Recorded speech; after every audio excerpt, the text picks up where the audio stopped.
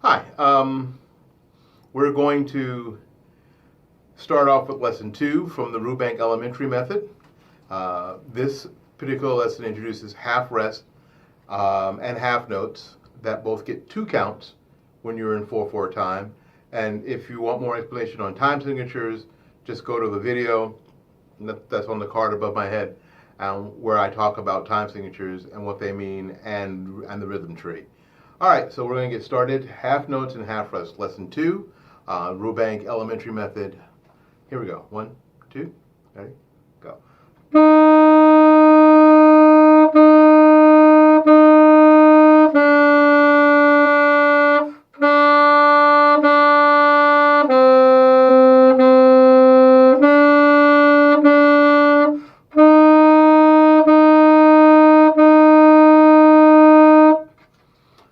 Notice that each of those notes were articulated, tongued. And again, you can go to the video where we talk about tonguing, it's up there, so you'll get a really good idea of what tonguing is. It's the weirdest thing I teach. But after 32 years, I've come up with some pretty innovative ways to help teachers and help students learn the tongue. So you can check out those videos there. All right, we're going to go on lesson 2, exercise 2, half notes and half rests. 1, 2, ready?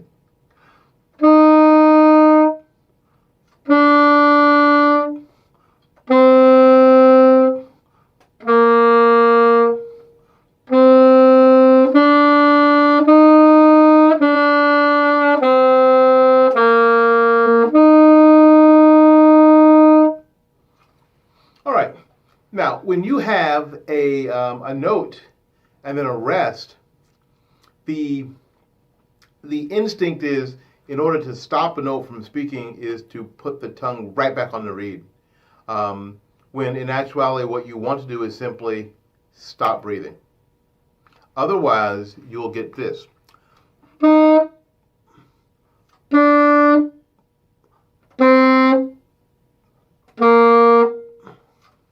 Which isn't very pleasant. It's da, da, which is not what you want. What you want is ta, ti, when you just stop breathing. Ready?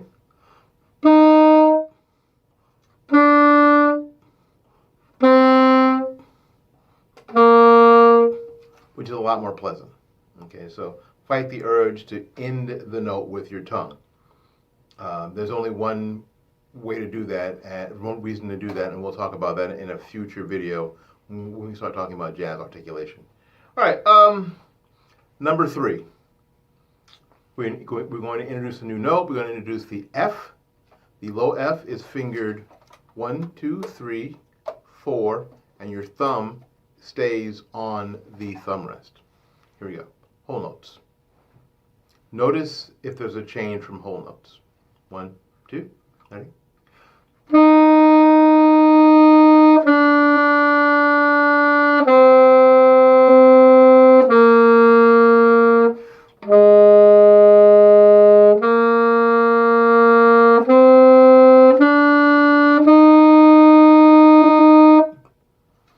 Did you notice when the half notes came in?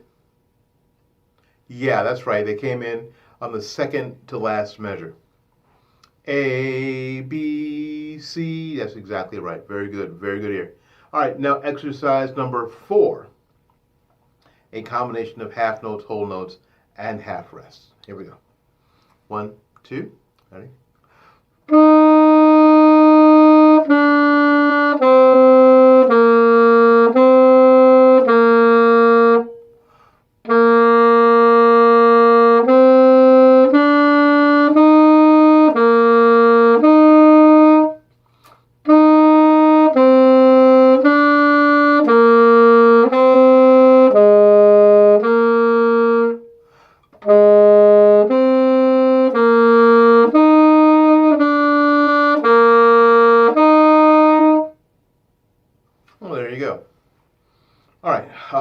Exercise number 5, we get a new note. Well, a new note to us is the E, which is on the first line on the bottom, And that note's fingered like the F, 1, 2, 3, 4, with a fifth pearl pushed down. And your thumb remains on the thumb rest. Here we go. Combination of half notes and whole notes. We're going to start with whole notes first. Number 5. 1, 2, 3, go.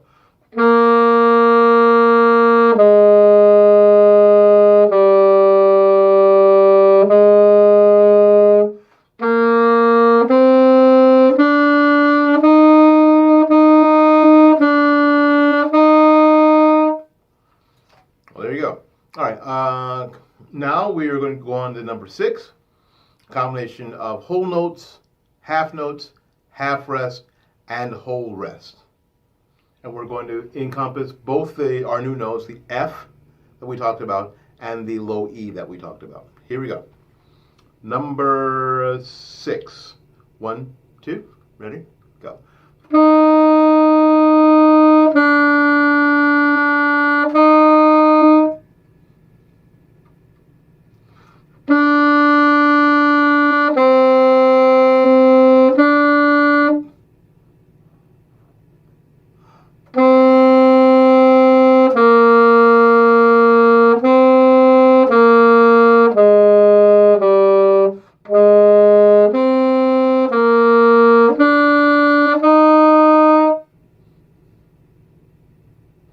Well, there you go. Exercise number 7. Exercise number 7 encompasses half notes and half rests, and also the notes that we just learned. The F, which is 1, 2, 3, 4, and the E that's 1, 2, 3, 4, 5. All right, here we go. Number 7. 1, 2, ready?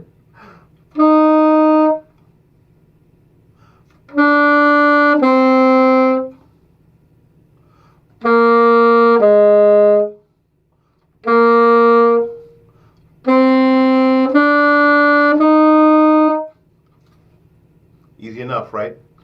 In all of these exercises, my advice is to not just play through them, but really at this point concentrate on playing them as perfectly as possible. Now, the idea is that you can play them slow enough that you can play them perfectly. And I know that seems crazy because people will always say that you can't play it perfectly, but these are easy enough, frankly, to be played perfectly. So if you slow the tempo down, whatever tempo is good for you, if it's this slow, that's fine. But you want to slow the tempo down so you can play them perfectly. You want to ingrain seeing the note and pressing the right fingering, so it's the only way that you know how to do it. So you don't want to practice mistakes. Here we go. We're going to play number 8 now. Number 8, all half notes, including the 2 new notes we learned. Here we go. Number 8. 1, 2, ready, go.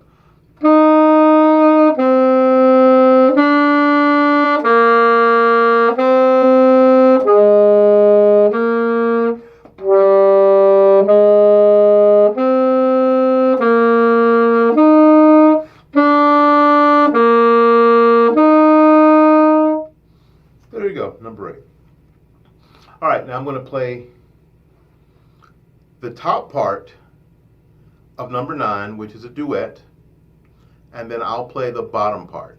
What you could do, when I'm playing the top part, you can play the bottom part along with me. And then when I switch, you can switch. That'll be cool. All right, here we go. Number 9, duet, the top. 1, 2, ready?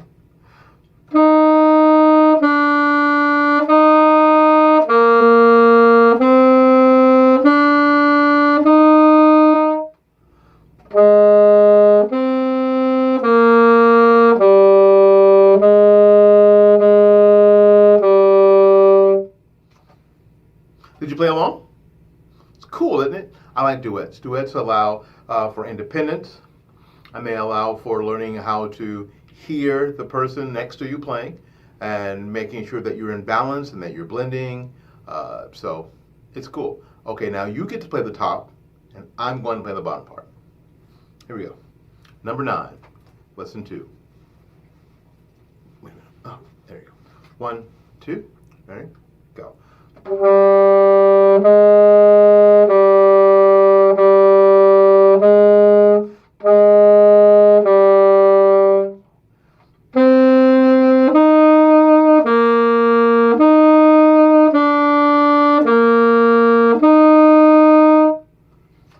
Well, there you go. Wasn't that fun? Wasn't that fun? And now you can rewind and go back and forth if you want, or get a friend and play some duets. All right, that's all of lesson 2, and we'll be back in the next video for lesson 3. Lesson 3, let's see, talks about extending the range. We're going to start using the octave key, which is right next to the thumb rest, in the next exercise. Remember, practice, practice, practice slowly. Practice correctly. The phrase that is the most incorrect phrase and has hurt more people than anything is that practice makes perfect. Perfect practice makes perfect. Practice just makes permanent. So we want to perfectly practice to be perfectly permanent. All right, we'll be back for lesson 3 in the next video. Thanks.